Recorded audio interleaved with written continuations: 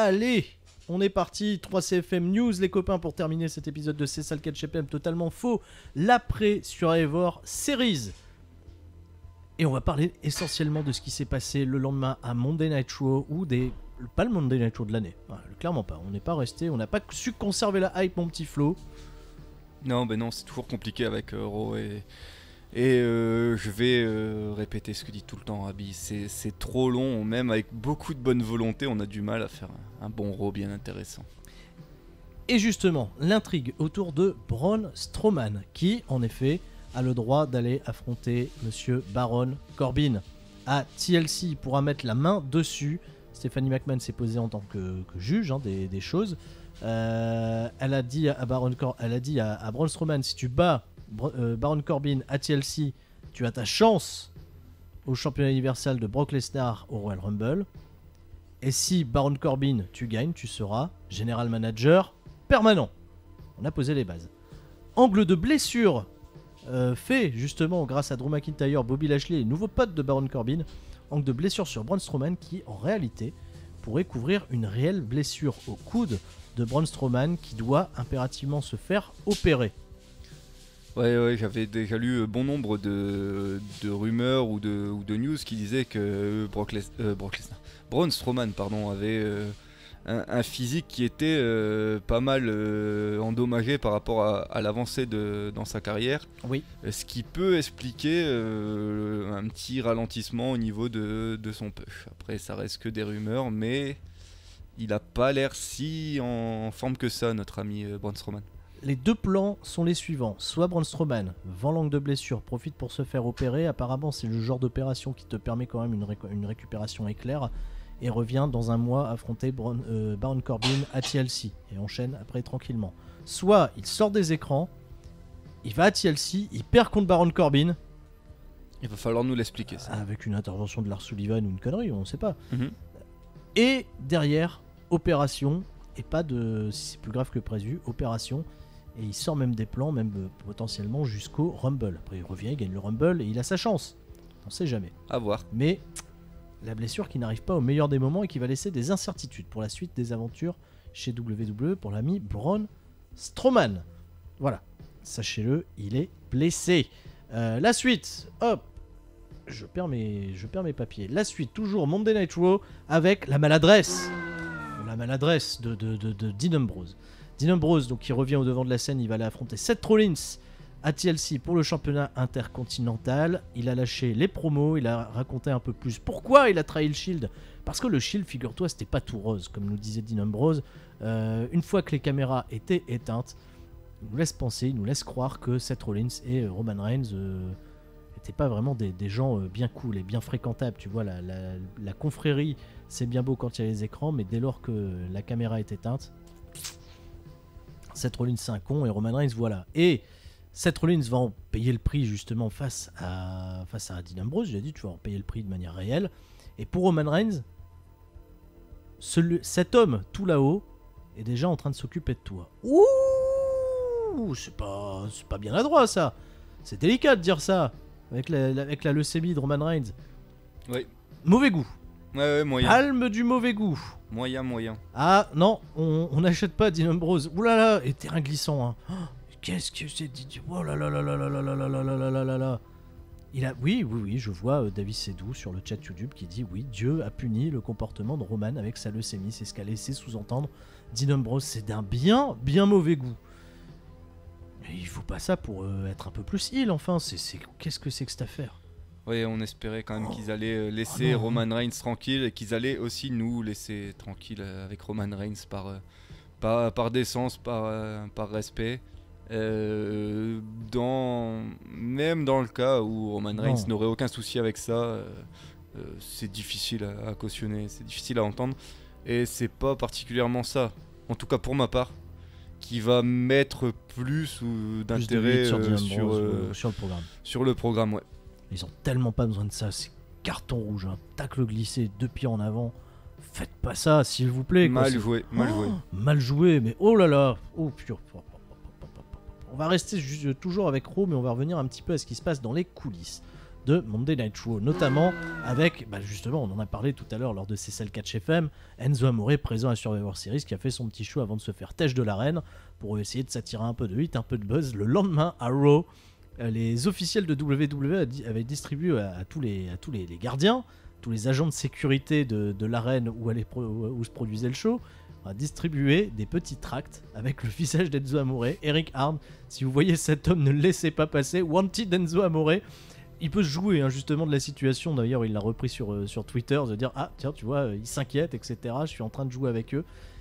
Et c'est là où je me dis putain, s'ils vont jusque là, jusqu'à fuiter la photo, ce genre de choses là, je commence à avoir peur sur le fait que angle, pas angle, ou alors attention, il a réussi son coup Enzo Amore. J'ai très très peur que ça cache quelque chose et j'espère vraiment pas quoi, parce que c'est débile à souhait quoi. Non, c'est quand même un peu fou quoi. Enzo Amore Wanted. Ouais, c'est, je sais pas comment réagir. Enfin, pour moi, c'est quand même, c'est un crétin. J'aime pas trop cette personne, donc. Je n'aime pas trop cette personne. Voilà. Je n'aime pas les gens comme vous par ici. Ouais, j'aime pas la personne, j'aime pas le personnage. J'aime pas ses actions, j'aime pas son envie d'être dans la controverse et je le trouve inintéressant et pas très drôle. Je déteste Enzo Amore. Peut-être maintenant, à chaque fois qu'il y aura un show, que ce soit Raw, SmackDown, on va distribuer des tracts. No Enzo allowed. Et personne ne va écouter son rap. Et personne... Juste une fois pour déconner. Juste pour rigoler entre potes bourrés. Ludivine, elle a dit non, j'écoute pas. Allez, autre information, on va partir du côté des coulisses de WWE. On est en pleine période de renégociation de contrat parce que forcément, tous ces superstars, le raid WWE à New Japan Pro Wrestling, il y a un peu plus de... Il y a 4 ans. Le raid, 3 ans, 4 ans, je sais plus exactement. Le raid justement, plusieurs catcheurs, AJ Styles, Nakamura, Gallows, Anderson. Les contrats arrivent à échéance là en tout début d'année 2019. Donc on part en contrat. Et AJ Styles apparemment aurait signifié pour re-signer avec WWE. Il demande à être un peu plus mis de côté sur son utilisation dans les live events, d'avoir un planning un peu plus coolos. Hein, c'est une demande de sa part qui peut peut-être aussi justifier le fait que son titre lui ait été retiré pour pouvoir souffler un peu AJ Styles parce qu'il a donné beaucoup à cette compagnie depuis qu'il y est. Il y a réussi d'ailleurs parfaitement. Est-ce que AJ Styles mérite un contrat plus allégé? Il mérite tellement. Flo, je sais pas s'il le mérite. En tout cas, s'il le demande, c'est qu'il en ressent le besoin. Et même s'il paraît être un surhomme, hein, c'est quelqu'un qui a toujours passé au travers des blessures et des pépins de santé. Je pense que son corps fatigue. Apparemment, il a l'air très très famille.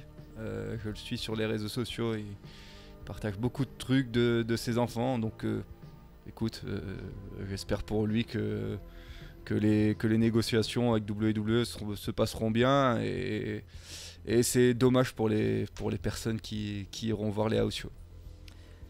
Une autre information aussi, c'est qu'en plus des AJ Styles, va falloir surveiller de près aussi, c'est les mouvements potentiels de Shinsuke Nakamura. Le contrat arrive à sa fin février. Il n'a pas connu le même succès qu'AJ Styles depuis qu'il est dans la compagnie. Merci, c'est bien janvier 2016, donc ça fait 3 ans.